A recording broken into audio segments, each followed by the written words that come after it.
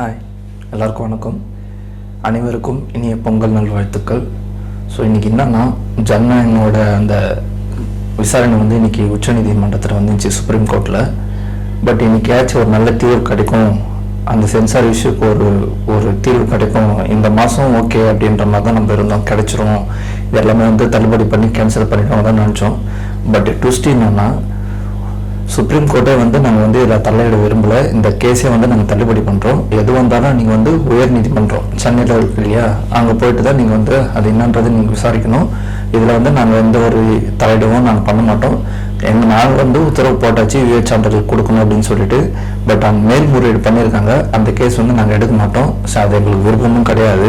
நீங்கள் எது வந்தாலும் உயர் நீதிமன்றத்தில் தான் போயிட்டு நீங்கள் அது என்னன்றதை நீங்கள் பேசிக்கணும்னு சொல்லி தயாரிப்பாளருக்கும் சரி, விஜய் சார் அண்ணாக்கும் சரி, ஒட்டுமொத்த தமிழகத்துக்கும் வந்து என்ன இவங்க இப்படி பண்ணுறாங்கன்ற மாதிரி தான் இருக்குது.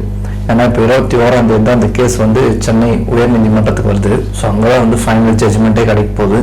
பட் அங்கேயாச்சும் அங்கே கிடைக்குமான்றது வந்து ஒரு கொஸ்டின் மார்க் தான். ஏன்னா இவங்க இஸ்தடிக்கணும்னு பார்க்குறாங்க. இந்த படத்தை இன்னும் பிப்ரவரி இஸ்தடிச்சுட்டுனா அப்புறம் மார்ச் ஏப்ரல் வந்து போட முடியாது, எலெக்ஷன் டைமு. அதுக்கான ப்ரொசீஜர்னு ஒன்று இருக்குது. ஒரு பொலிட்டிக்கல் படம் வந்து இது சார்ந்து தாக்கியோ இல்லை எதிர்மணியாவோ அது அந்த நேரத்தில் அந்த படம் வெளியே வரக்கூடாதுன்றது ஒரு கண்டிஷன்ஸ் இருக்கும் ஒரு எலெக்ஷன் இதில். அதனால வந்து முடக்கலாம் அப்படின்றதான் பார்க்குறாங்க. எவ்வளோ முடியுமோ புஷ் பண்ணி அந்த படத்தை வெளியே கொண்டு வரணும் தான் எல்லாருமே எதிர்பார்க்குறாங்க. பட் இப்போது சுப்ரீம் கோர்ட் அப்படி சொன்னாலும் வந்து ரொம்ப டிசப்பாயின்மெண்ட்டாக இருக்குது.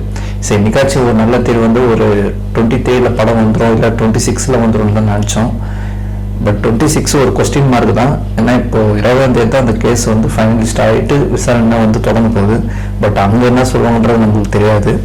இப்போ இவங்க வந்து என்னன்னா, நாங்கள் இது விசாரிக்க மாட்டோம், நாங்கள் அதில் தலையிட விரும்பலை, நீங்கள் மேல்முறையீடு பண்ணி வந்தீங்க, நாங்கள் வந்து அது தள்ளுபடி பண்ணுறோம், எது வந்தாலும் நீங்கள் வந்து உயர்நீதிமன்றம் சென்னை கோர்ட்டில் தான் போய் பார்த்துக்கணும்னு சொல்லியாச்சு. ஸோ இப்போ ஃபைனலாக வந்து இப்போ சென்னை தான் நம்மளுக்கு இருக்கிற ஒரே ஆப்ஷன். 20ஆம் தேதி இல்லை 21 நினைக்கிறேன். ஸோ அங்கே தான் வந்து விசாரணை தொடங்க போகுது.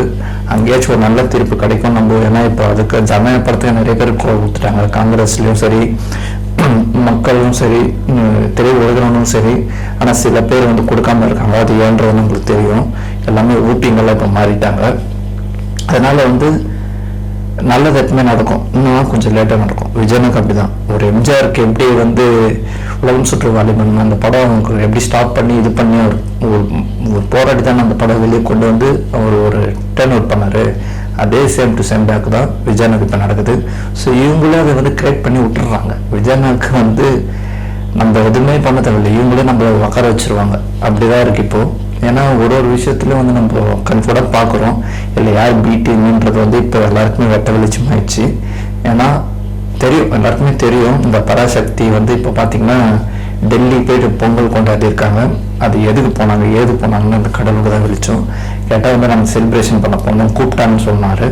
கூப்பிட்டா போய் தான் நாங்கள் வேறு வழி இல்லையா, இருந்தால் அடுத்த படத்துக்கு விட மாட்டாங்க இல்லையா.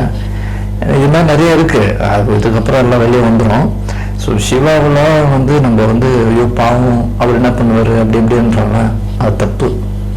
அது வந்து டோட்டலாக மாறிடுச்சு. அது எப்போ நம்ம துப்பாக்கி கொடுத்தோமோ அப்போ அதுக்கு ஆணம் ஏறிச்சு. ஓகே, இதுக்கப்புறம் நம்ம தான் இளைய தளபதினு ஒன்றும் கிடையாது. உங்கள்கிட்ட கொடுத்து பொம்மை துப்பாக்கி வச்சு விளையாடுங்க. பட் ஆனால் நீ அந்த பொம்மை துப்பாக்கி வச்சு நீ இப்படி ஒரு கேத்தரமான வேலை பண்ண எப்படி உண்மையான துப்பாக்கி கொடுக்க முடியும்? அதனால் வந்து அது ஓரம் தள்ளுங்க, அது அப்புறம் பார்த்துக்கலாம்.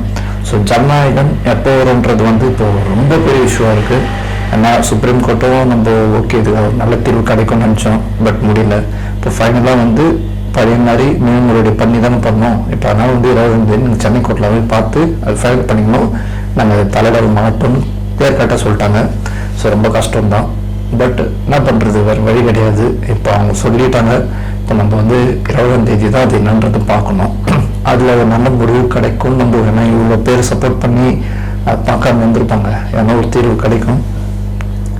நீங்கள் அந்த படத்தை எப்போ விட்டாலுமே வேற லெவலில் தான் இருக்க போது. இன்னும் ஐப்பு தான் ஏறும், ஆல்ரெடி ஏறிடுச்சு.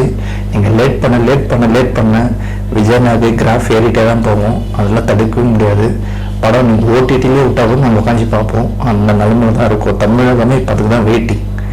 ஜனநாயகம் எப்போ வருதா, நீங்கள் தான் பொங்கல்ன்றது ஒட்டுமொத்த தமிழகமும் தெரியும். சரி, நீங்கள் தடுக்கிறீங்க, அது யார் சொல்லி தடுக்கிறீங்க, எதனால் தடுக்கிறேன் எல்லாமே தெரியும். பட் இதுக்கான பலன் எல்லாமே வந்து 26 இந்த ஏப்ரல் மாதம் உங்களுக்கு காட்டுவோம். விஜய் நம்ம எவ்வளோ சப்போர்ட்டாக இருக்குன்ற நான் உங்களுக்கு அதில் காட்டுவோம். வெயிட் பண்ணி பாருங்கள். இனிமேட்டு வேறு மாதிரி இருக்கும் போது நல்லதே நடக்கும். கான்ஃபிடென்ட்டாக இருங்க. வெற்றி நிச்சயம். தேங்க்யூ.